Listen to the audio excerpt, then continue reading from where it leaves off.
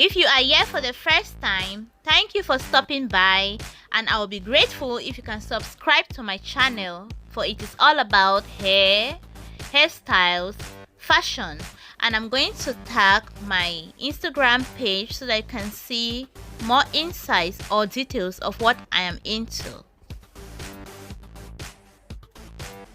Welcome back to my YouTube channel, my darling. So for today, I'm going to show you all how to do the classic box braids. Stay tuned. Let's get started. So this is what I have for today. What do you think about the color on me? I think it gives some kind of autumn vibes. We're getting to the end of summer. I'm looking forward to autumn time, and I think this is a perfect blend for those two seasons. As you can see here, my darlings, moisture is the key. Make sure you start by moisturizing your hair. For my kinky sisters or brother who have this texture like mine, you wouldn't want to feel so much pain when you start braiding your hair. In order to avoid that, make sure you moisturize your hair so much so that it becomes very flexible and easy to part. As you can see here, you don't find me struggling, do you?